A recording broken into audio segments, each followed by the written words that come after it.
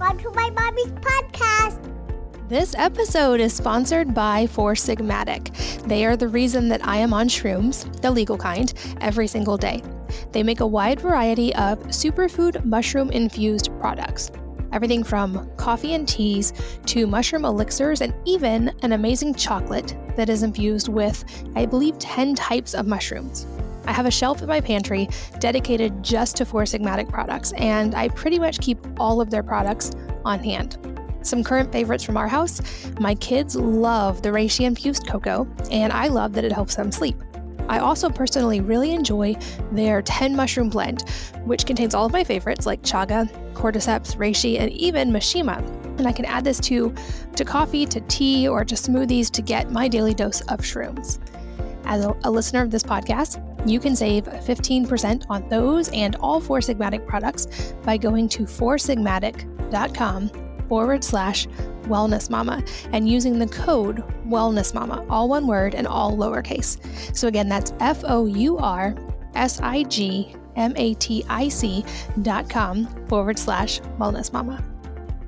I am so excited to finally be able to share a top secret project I have been working on for literally years, because this episode is proudly sponsored by Wellness, a new company I co-founded to create safe, natural, and obsessively tested products for families. I'm sure you've heard that most of what you put on your body gets absorbed through your skin and enters into your body. We turn this idea on its head, creating products that aren't just safe to put on your hair or on your skin or in your mouth, but that are actually beneficial because they contain things that your body needs in a way that can get through the skin. We started with the toughest first, creating the first of its kind natural toothpaste that is free of fluoride and glycerin and that contains ingredients like green tea, neem, and hydroxyapatite to support the mouth. Our hair care, we have shampoo and conditioner for curly and straight hair, and it's free of harmful ingredients, but also contains things like lavender and nettle to support healthy, thick hair. I would love for you to be among the first to try it, and you can check it out now by going to wellness.com. So that's wellness with an E on the end, WELLNESSE.com.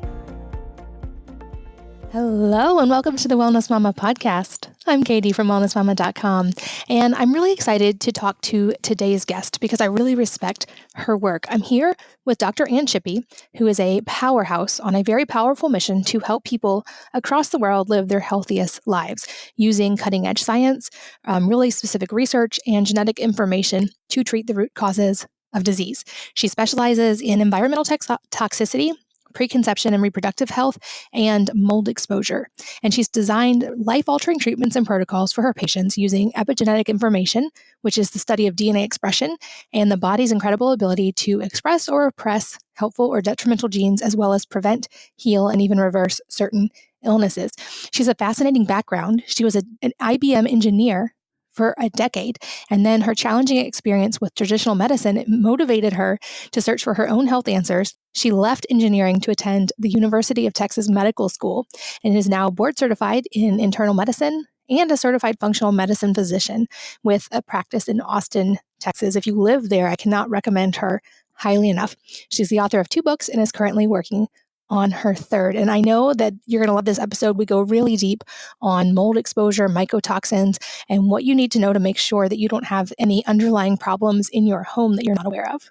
Dr. Shippy, welcome. Thanks for being here. Oh, I'm so excited to be here. I'm so excited to chat with you because you are an expert on many, many things, but I know that you both have personal experience and expertise in an area I get a lot of questions about, and I want to jump into today, which is mold and mycotoxin exposure. And I know that you have a story, a personal story, and I would love to start there because I think there's a growing awareness about this and people are realizing they might have a problem, but there's also probably a lot of us who don't even realize we have a problem, but we might. So can you start with a personal story? Yes, I was already practicing functional medicine, where I'm looking for the root cause of illness. And I had gone to a conference on mycotoxins about a year before, but I didn't know it was happening to me. So I was getting sicker and sicker. I had gotten to the point where I would drop a glass if it was full of water because my right arm was so weak. I couldn't even grasp it fully. My hair was falling out all over the bathroom. I had so much pain in my body that I didn't want my kids to hug me. It hurt so badly. And I couldn't wear my heels anymore because my right foot hurt so much. And I was really getting scared. I was starting to wonder if I was going to be able to take care of my patients, my kids, and myself. And I had sought out experts. I'd been to a neurologist, an immunologist, hand specialist, internist. I'd reached out to my friends in the functional medicine community and was really getting stumped. And then one day, one of my patients that I was treating for environmental toxicity. She was doing great, but she just looked across the table at me, and I thought I had it all kind of covered. But she was like, Dr. Shippy, I think you're really sick. I think I know my intuition is telling me it's something that I had gone through, which was toxic mold exposure to a specific mold called Chitomium. And she loved me so much. She was insisting on coming to my house at the end of the day to go walk through it and see if she got her mold symptoms. And so sure enough, that day she came to my house, walked through it, and in 5 to 10 minutes, she was really not feeling well and had to leave. And she said, yeah, this is what happens to me when I'm in Chitomium. You should take very few of your belongings and leave and not ever spend another night here. And I was so scared that I did exactly what she suggested. I went and took my kids and started staying at my parents' house and really amped up my detoxification support and started to feel better. And finally, like a month later, after doing several of the wrong kinds of mold tests, did the right one in the right place in the house and found the Chitomium. Wow, that's amazing. And especially because I know like you as a functional medicine doctor, like you already know all the stuff to do. And I'm sure you were living a very clean lifestyle. So the fact that you were still sick, that's really like points to some other kind of issue. Can you kind of walk us through what some of the common symptoms are when it comes to mold exposure? And I know that there's probably a range, but like both the ones you experienced and other ones people might experience. Yeah. So a lot of times people will just feel like they're more tired. They don't have the energy to do the things that they need to do, or their brain will feel a little foggy, or they'll be getting skin rashes or a little bit of digestive upset. And then on the more severe side, when we go looking for the root cause of illnesses, it can be things like what's triggering your autoimmune disorder, what caused your cancer, what triggered the diabetes. So it often is the root cause of illness, but the early symptoms are just maybe feeling a little bit more tired. Your hair might be falling out more readily. Some digestive symptoms, headaches, or even more like the allergy symptoms. So I had to go through mold again a few years later. And actually, it was a brand new home that I was living in. I just started developing worsening allergies and asthma. Gotcha. And I know that those are relatively common now as well. So you mentioned it took several rounds of testing before you were able to actually locate it. And I have heard this experience from others as well, who even a neighbor of ours, when their son got really sick, they did multiple tests and then finally were able to like find and identify the mold. And then so it was a long process to remediate. What kind of testing did you finally do that worked? And are there different kinds that test for different things? That's such a great question. And I think it's a little overwhelming for people to be listening and taking notes. So we do have a mold handout that we can have you put in your notes. It's just anshippymd.com/mold. So a lot of even the inspectors that are out there are still not up on the latest technology. So a negative mold test means nothing.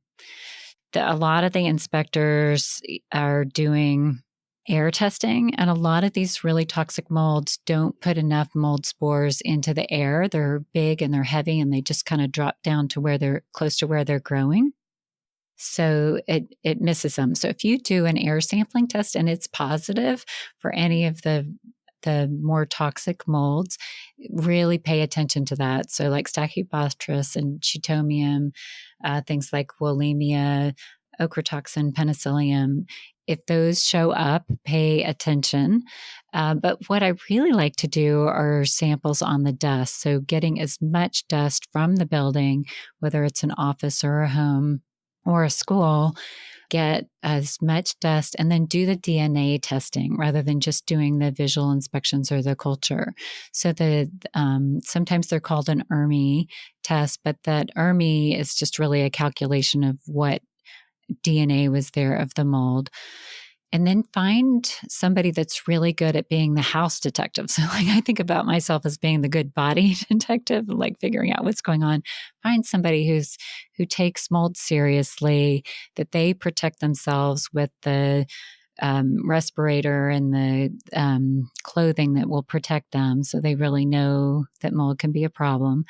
And then have them, pull out the refrigerator, and sometimes even have to go into the wall cabinets and with the camera to look to see what's going on. They climb up in the attic and they look to see if things are sealed properly, to not leave any stone unturned, because you don't want to have had the wrong result and have a hidden problem, which is what often happens. The inspectors come in and say, oh no, everything looks good. And then you've really missed a big problem.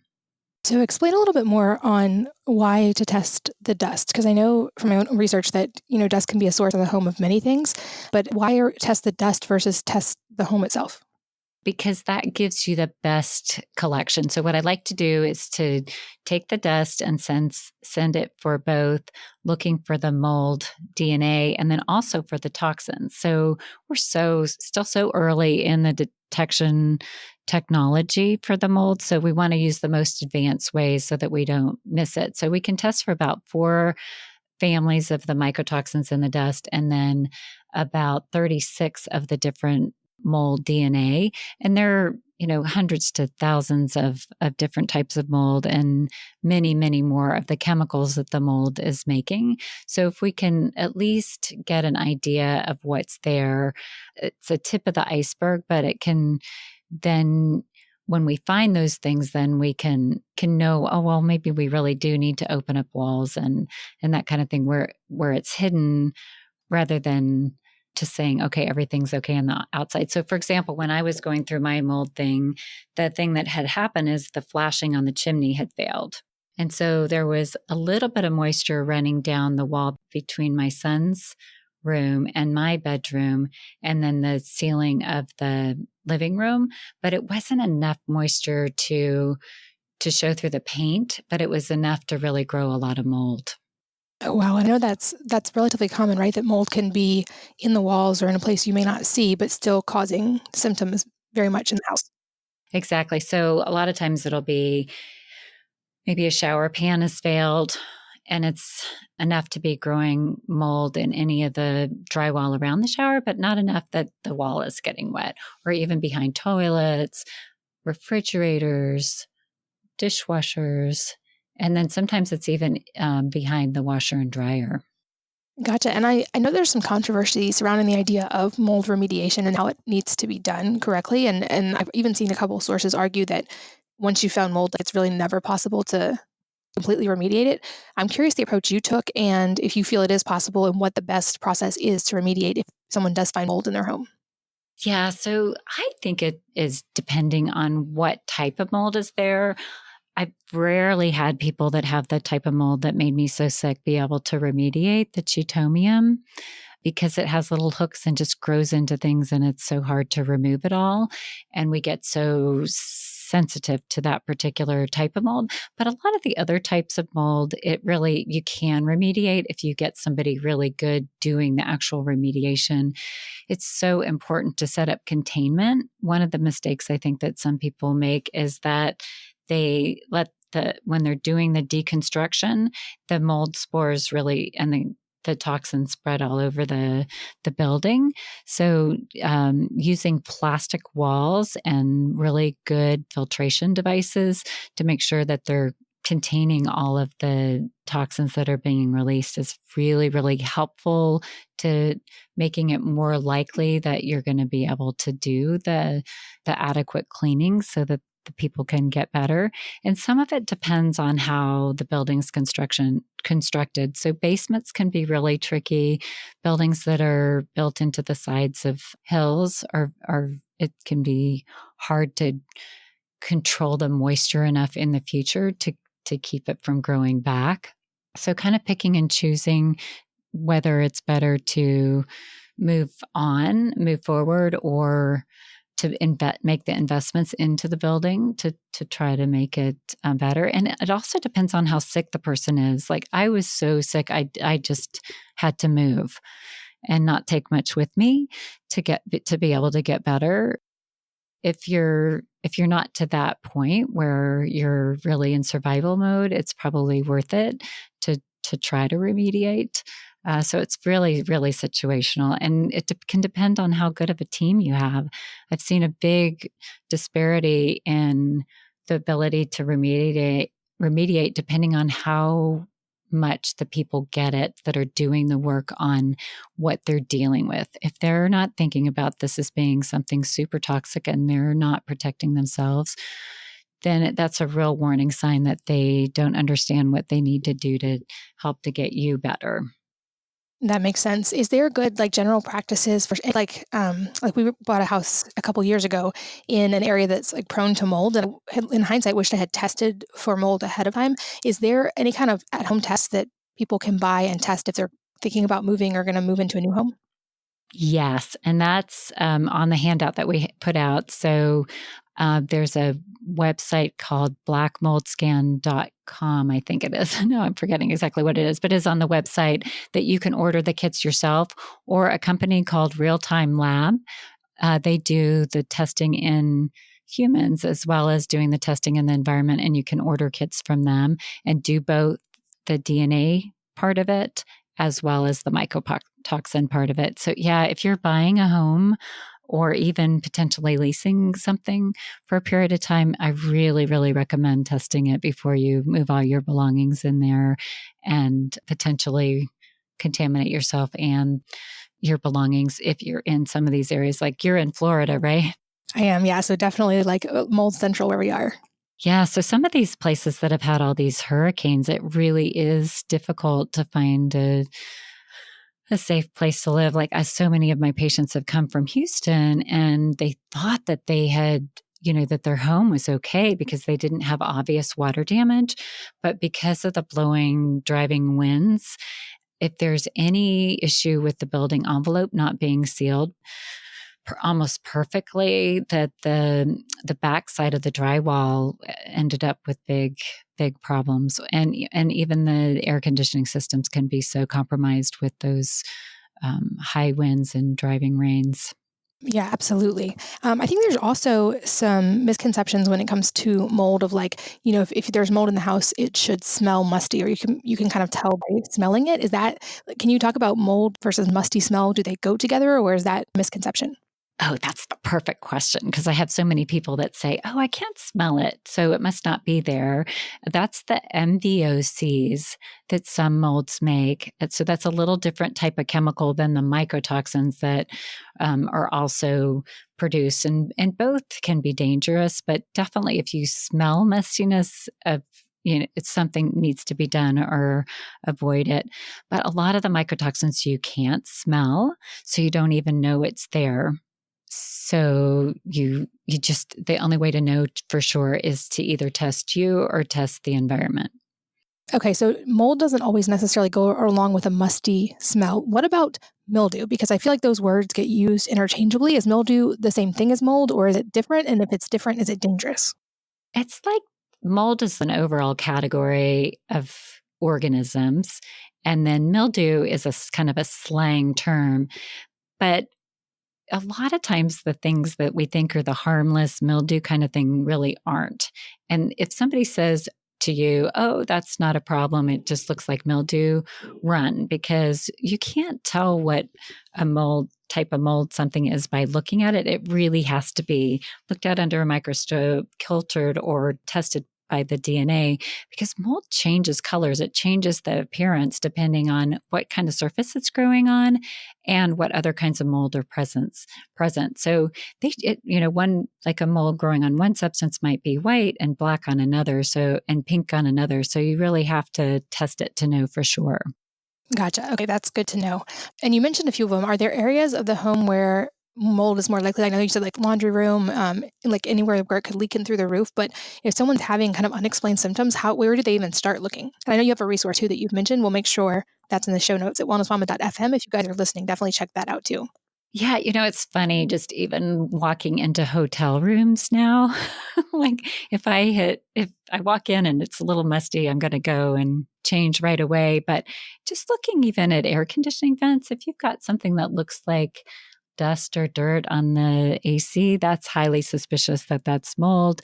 If you go kind of look in your bathroom and any of the caulking is broken or there's any discoloration in the drywall, if you've got wallpaper in a bathroom, that's highly likely that there's going to be some mold behind there.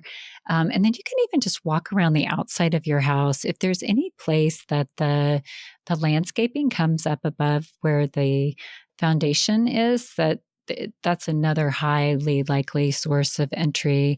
And then anything that you see with paint peeling or anything around entry doorways, a lot of times like you'll see a little bit where the the caulking isn't quite right. So you might be surprised if you just walk around and look in your house where anything is disrupted. And in windows too, like if you have window sills that are buckling or are not just pristine, I would be very suspicious that there's an issue with the windows. Good to know. What about the word mycotoxin? Because that's also used interchangeably with mold sometimes. So I'm curious if you could define what that is and if it differs from mold or what to know about mycotoxins. Yeah, so mycotoxins are just the little chemicals that the mold is making that are toxic for us or animals. Every type of organism is making byproducts in their physiological process of surviving. And so it's just things that they make as part of their survival. And what's really interesting is people who study these kinds of things, it's kind of how they war against each other. So usually there's not just one type of mold growing when there's moisture. It's a whole community, kind of a microbiome of that surface. And they use it to try to ward off the other molds from taking them over. And unfortunately, we get caught in the crossfire. Gotcha. Okay, that makes sense. And I feel like now we have like a pretty good understanding of what to look for and how to know if you might have any of these issues going on in your home. I'd love to switch gears and really talk about what to do for your health if you do find it. Because like I said, I know this is a growing issue. It's a huge issue where I live. And honestly, some of the symptoms that you mentioned sound like the response to like either autoimmune disease or I've had several guests on to talk about breast implant illness and how the body's like mounting an immune response. So I'm curious to understand on a physiological level, like what is happening in the body when we have mold exposure. Oh, that's such a great question. So, the mycotoxins can do so many different things in our bodies. They can directly damage DNA. They can influence how our DNA behaves. They can damage the cell membranes on the mitochondria. And then they can really injure our liver and our kidney, and then also affect our immune system. They suppress our immune system to be able to keep our own microbiome in check and to fight off infection, and even affect how well our bodies keep cancer at bay, since we all have abnormal cells that we're producing all the time. So depending on the particular mycotoxin, it can do so many different negative things. My opinion, now that I've seen more and more of this mycotoxin illness, is that the ideal thing would be that it be part of a screening that we do on a regular basis, because we can check the mycotoxins in our urine through two different companies, Real Time Lab and Great Plains. So if we have an uptick in the amount of mycotoxin, then we go look for the source. Is it in our car? Is it in our home? Is it in our office or school? Or is it in the food that we're eating, so that we can make those adjustments before we get sick? I really do think it's one of the biggest health crises that we're facing today. So for me, the prevention is ideal. But given that a lot of times we don't have the opportunity or the idea that we even need to be looking for these things until we're sick or having some type of symptoms. And a lot of times the mycotoxin test isn't covered by insurance, then we've got to take the action to how to help to get it out of our body. One of the things that I love is that we can help our detoxification pathways work much better just by eating a different diet, eating a lot of cruciferous vegetables, the broccoli, cauliflower, cabbage, kale, and then the onions and garlic and spices that also support our liver and detoxification. And then there are a bunch of supplements that we can take that also augment how well our bodies detoxify. NAC, liposomal glutathione. And then there are a bunch of binders like clay and charcoal and modified citrus pectin that really help to pull the toxins out. And based on what I'm seeing in my patients, both the patients that are just super motivated to do prevention, as well as the ones that are sick, is that we really all need to be focusing on this because we're being exposed to really bombarded with toxins every day in our cleaning materials, in the food preparation, our mattresses, that we need to be proactive in preventing it. Got it. So you mentioned that even certain foods can be a source of mycotoxins. What are some foods to watch for there, and how do we know if we're getting foods that are safe? That's a very good question because it's really not regulated very well in our country. Other countries are actually better at this than we are, but often grains have high levels of mycotoxins in them. So wheat, barley, rice, spelt, and especially corn. Like I won't even touch corn now because it's pretty much all moldy. And then things like coffee, the nice thing about that is that there are companies like Bulletproof that screen for it and make sure that we're not getting it in our coffee. And then also nuts. So things like peanuts. I love peanuts, but I will rarely eat them because it's very difficult to grow them without having some aflatoxin growing on them. And then pistachios, you can see it so obviously.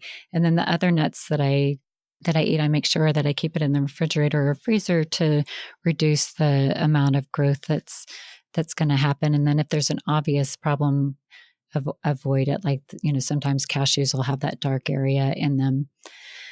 So those are the big ones to either watch out for or avoid. But obviously the fermented things like wine and kombucha and kavita, those are things that it's a little bit unpredictable, but can definitely have some mycotoxins in them. Good to know. And I think like the detox stuff you mentioned, I'd love to go a little deeper on that because I know you work with people on this and that it's also helpful for other things besides just mold. Is that correct? Like people can have other issues as well that this is helpful for? It is. And a lot of times mold is just the tipping point. People have had, some pesticides like glyphosates and that kind of thing from their food and some heavy metals from eating fish or tuna or having amalgam fillings, all of the plastics and that kind of thing from our food packaging. So those things have just gradually accumulating it in their body and then they get an exposure of mold and that tips them over. So a lot of these supplements and the foods really help us to eliminate a lot of those things from our body. So especially my favorite thing, and I don't leave home without it, is liposomal glutathione. So that's a form of glutathione that gets absorbed in the right form rather than digested and actually gets into the cells where we need them to process the toxins and then get them out of our body. And then things like mitochondrial support. So the mitochondria are the little organelles inside the cell that help to produce the energy to do all the work in our body. So a lot of times just assisting those mitochondria with the B vitamins and magnesium and CoQ10 and lipoic acid, and then things that help to repair our cell membranes like phosphatidylcholine, all work together to help the body to do a better job of eliminating the toxins. Okay, gotcha. That all makes sense. This episode is sponsored by Four Sigmatic. They are the reason that I am on shrooms, the legal kind, every single day. They make a wide variety of superfood mushroom-infused products.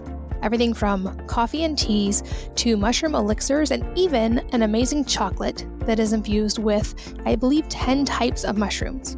I have a shelf in my pantry dedicated just to Four Sigmatic products, and I pretty much keep all of their products on hand. Some current favorites from our house: my kids love the reishi infused cocoa, and I love that it helps them sleep. I also personally really enjoy their 10 mushroom blend, which contains all of my favorites like chaga, cordyceps, reishi, and even mishima. And I can add this to coffee, to tea, or to smoothies to get my daily dose of shrooms. As a listener of this podcast, you can save 15% on those and all Four Sigmatic products by going to foursigmatic.com/wellnessmama and using the code wellnessmama, all one word and all lowercase. So again, that's foursigmatic.com/wellnessmama. I am so excited to finally be able to share a top secret project I have been working on for literally years, because this episode is proudly sponsored by Wellness, a new company I co-founded to create safe, natural, and obsessively tested products for families. I'm sure you've heard that most of what you put on your body gets absorbed through your skin and enters into your body. We turn this idea on its head, creating products that aren't just safe to put on your hair or on your skin or in your mouth, but that are actually beneficial because they contain things that your body needs in a way that can get through the skin. We started with the toughest first, creating the first of its kind natural toothpaste that is free of fluoride and glycerin and that contains ingredients like green tea, neem, and hydroxyapatite to support the mouth. Our hair care, we have shampoo and conditioner for curly and straight hair, and it's free of harmful ingredients, but also contains things like lavender and nettle to support healthy, thick hair. I would love for you to be among the first to try it, and you can check it out now by going to wellness.com. So that's wellness with an E on the end, wellnesse.com. So are there any other ways that people can know to keep the body's detox mechanisms in really good shape? And also along the same line as that, what do we need to know about detoxification? Because I feel like there are so many like cleanses and detoxes and all these things out there that make all these promises. And my thought has always been the body has built-in mechanisms. We just need to support what the body naturally does. But what do people need to know in general about kind of the natural detoxification mechanisms of the body? Yeah. So some of us have genetic predispositions where we just don't detoxify great. We're the ones that are the canaries that are going to let the illness is going to show up in us first. So, but the thing that's so exciting is that there are things now available to really help us to, level the playing field and help our bodies to keep up very, very naturally. So one of the things that concerns me about a lot of the information that's out there on detoxing is that they make it sound like it's normal to have detox symptoms. Like if you're detoxing, you're going to feel bad. Well, that's not good. That's a sign that you're not detoxifying in the right order. So I think about detoxification as being a series of dams. And if you open up one dam too much, you're going to flood the dams below. So you really have to be opening up the dams all together in the right order so that you don't have the detox symptoms. So it's really not more is better, or having symptoms is a sign that you're doing something good. It's actually a sign that you might be hurting yourself. So if you want to be kind of careful in how you detoxify, because you don't want to be taking a toxin that the body's worked to sequester in like in fat cells and free it up and then have it move around to the brain cells, right? So I really believe in doing things very gently and kind of methodically so that you're collaborating with these different systems in the body to all, essentially get it out safely. That's really good to know. And to clarify on that, because I've heard people say, oh, it's just a Herxheimer reaction, or like it's because the body's detoxing. And so you're saying that's not something that needs to happen. And in fact, it might not actually be good for that to happen.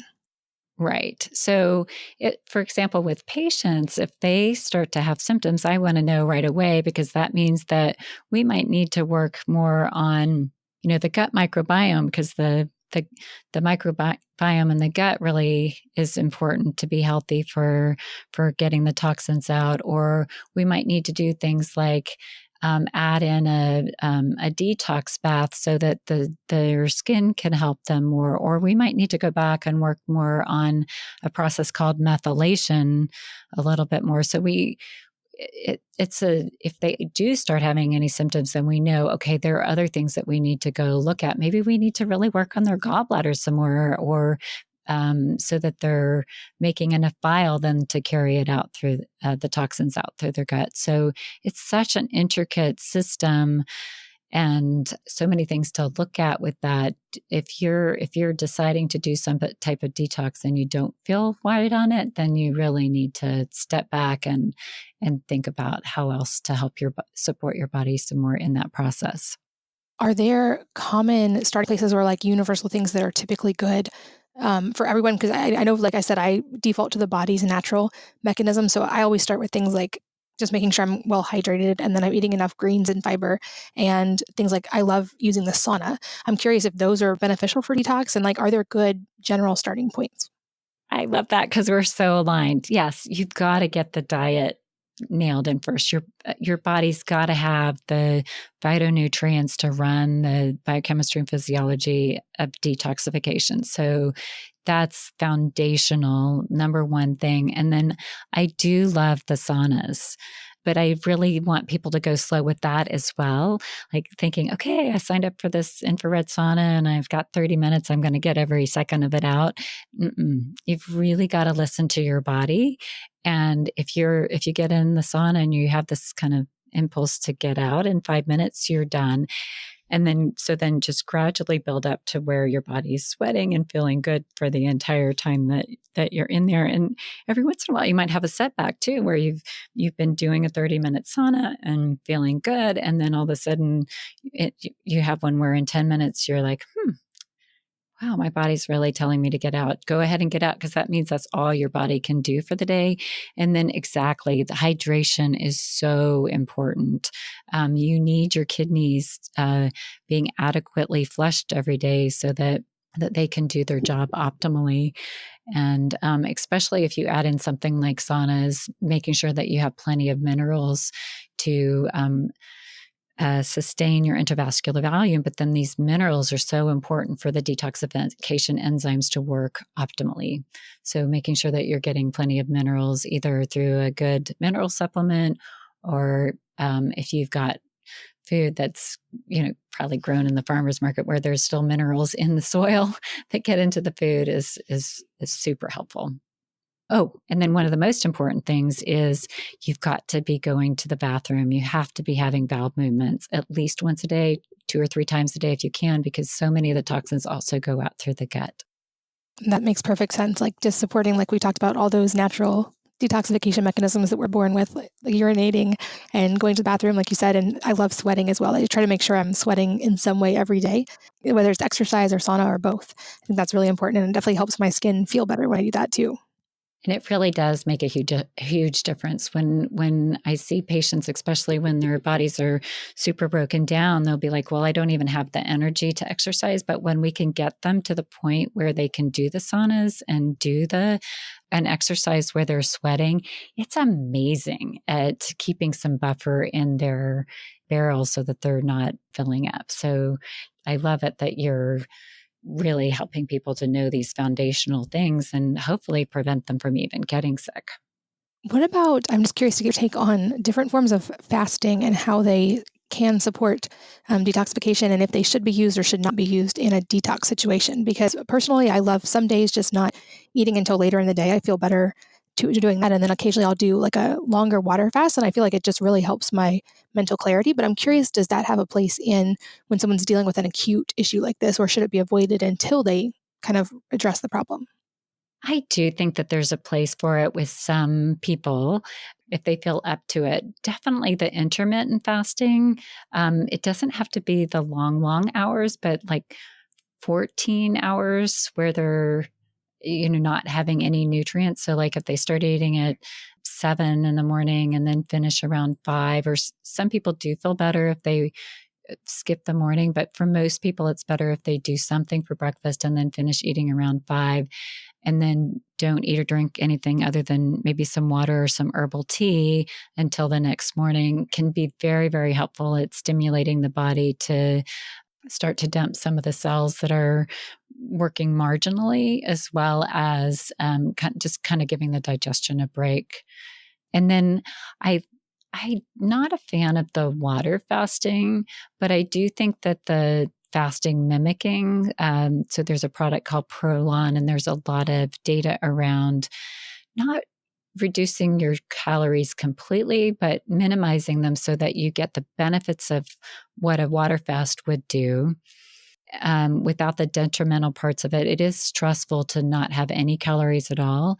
And then you can lose bone and muscle and find it, hard to replace that. So having a very small number of calories where you're still getting some of those nutrients to kind of stabilize blood sugar and run the basic mechanisms of the day, it ends up being like 500 to 800 calories, but just for 5 days at a time is amazing for resetting the immune system, helping to detoxify and really dump those cells they're kind of dragging down the rest of your body, so that then you get a new increased production of stem cells going to making new tissues. Can be dramatically helpful if you do that once a month. I love that. And I've done water fasting, and I definitely agree with your point on that it can be really stressful on the body. And I have also done both Prolon and kind of like a homemade version of Prolon that was just a lot of vegetables. And it's about those ratios. I'm sure you've also read the work of Dr. Walter Longo, and his work is amazing. I'll actually put it in the show notes. It's a great book to read, but that's a great point that people can do fasting mimicking diet now. And there's so much research to support that without the stress of a full water fast. So that's great advice. It's so exciting because some of their data coming out is showing that it's as good as some types of chemotherapy for some cancer. I'm not advocating for that as people's physician, but a lot of the drug companies doing chemotherapy are asking them to do collaborative studies where they're combining the fasting mimicking with the chemotherapy, and they're even seeing more dramatic effects with helping to treat cancer. So it just makes sense too. It's probably one of the best things that we can do to prevent cancer is to have those 5 days once a month. And I, like you, I'm like, what can I do to figure out how to do this? Because I don't love the food quality that they're using in the Prolon, although they've just got a new kit that's come out that's an improvement in flavor. But yeah, so just getting lots of vegetables in and a little bit of protein for those 5 days, I think is a good alternative. For sure. And yeah, to echo what you said, I've seen some of that initial data coming out about cancer rates, and also in conjunction with conventional cancer treatment, and just how much less people are getting sick and how much quicker they're recovering. And I think things like this, I'm so excited when there's that kind of research that can work with conventional medicine if that's what someone wants to do, and also can show data that it's going to help avoid certain types of cancers. I think we're in a really exciting time for that kind of research. And to circle back to the mold and the detox stuff real quick, I know that a lot of people listening, I'm going to get some questions related to, kids, the elderly. What about if I'm pregnant or nursing? So I'd love to talk a little bit in detail about what if someone finds mold in their home and they also have children, because it's hard to give kids a lot of supplements or to have kids in a sauna for a lot of time.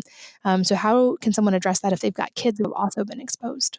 Yeah, so I'm an internist and I take care of adults, but then of course I have my patients that want me to see their kids. So I do have some experience with kids, especially that have been in moldy environments and affected. So kids are so much more susceptible. They have a higher respiratory rate, so they're going to, their dose that they get through their lungs, and then they have a smaller body mass. So a lot of times kids are the canaries, right? And yet their systems are, in some ways, they're so much more robust, but then they're also more fragile in the same way. So I do end up having them do, we have a detox bath that kids kind of like, because it's like doing a dirt bath, right? They get to get in the dirt and kind of play. So I think using their skin is also really helpful.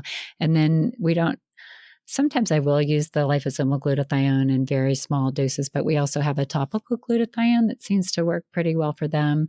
And then getting them to eat the good, healthy foods, a lot of times you can change their taste buds very quickly and find lots of vegetables that they'll love to eat, or even chop it up and hide it in soups and spaghetti sauces and all that kind of thing can make a really, really big difference.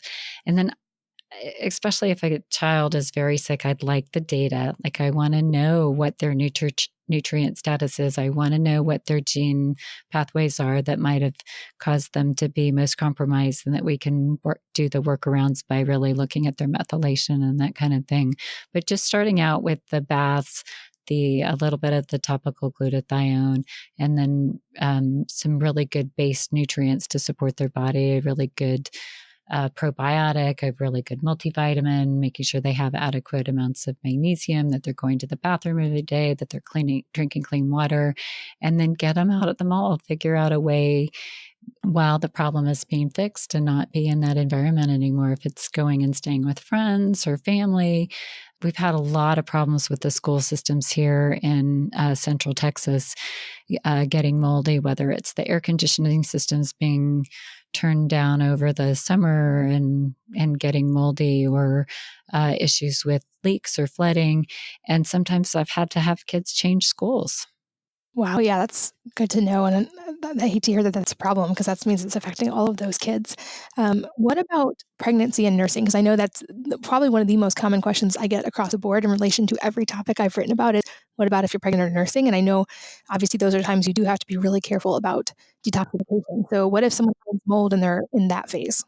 That's really, really challenging. I mean, I like to help people get their bodies ready to be robust during pregnancy and to get the toxins out so they're not passing them through the placenta or through the breast milk. You cannot detoxify when you're pregnant. You do additional detox while you're pregnant or nursing, because the more you free up in your body, the more you're going to pass it on to the child. So the best thing that you can do then is just not be exposed. It's hard to have these conversations when it's not a one-on-one, like look the person in the eye and see, because I don't want to create a lot of fear. But these mycotoxins they're teratogens. They can cause birth defects. They can cause cancer. And you want to be protecting your children. So the best thing you can do is, if you're already pregnant or nursing, minimize your exposures. Like, I don't think that nursing women should eat corn or peanuts, because we know that most of those have some level of mycotoxins in them. So do your best with what you're eating, the coffee that, if you are drinking coffee while you're nursing, then, make sure that it doesn't have the mycotoxins in it. You're probably not if you're pregnant. And then just keep eating, for yourself, keep eating the most healthy foods that you can so that your body is eliminating them, but don't do any active form of detoxification with the detox supplements. Got it. And I know that you have a lot more resources for this, both on your website and in the PDF that you mentioned. So I'll make sure that we have links to both of those in the show notes. A couple of questions I love to ask, a little bit unrelated, but toward the end of interviews, if there is a book or number of books that have really impacted your life, if so, what are they and why? I love that question. So, as a child, I think one of the most impactful books was actually the series by Madeleine L'Engle. But the my most favorite book of hers was A Wrinkle in Time.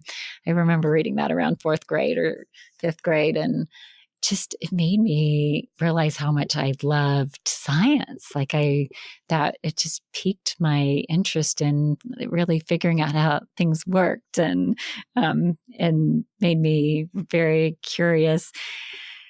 And then as an adult, one of the most inspiring books was actually an autobiography called Tales of Wonder by Huston Smith, who's one of the first people who really started exploring different world religions. And this book so inspired me because he was so curious and about what connects us all, but also what makes us different, and really celebrating our differences. And, I think that's one of the biggest things facing us today, is that we're all on this planet together, and we need to be solving some of these problems together rather than being divided. And I think he was one of the first people to really start doing that in such a positive way.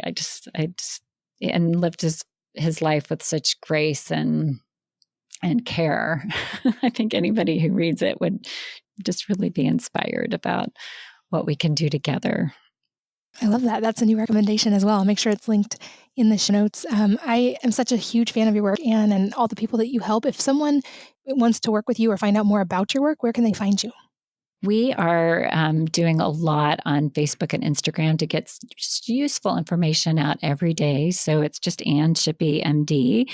And then the website, we're putting out blogs and useful information. And I'm trying to get myself to get more in the mode of making some videos too, not just the written word, but we'll have a lot more videos coming as well for people on the website, AnnShippyMD.com.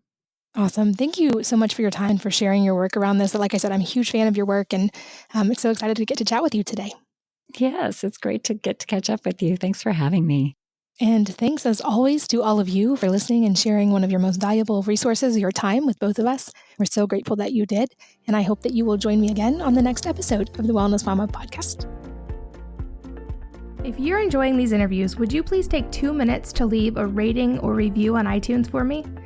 Doing this helps more people to find the podcast, which means even more moms and families can benefit from the information. I really appreciate your time, and thanks as always for listening.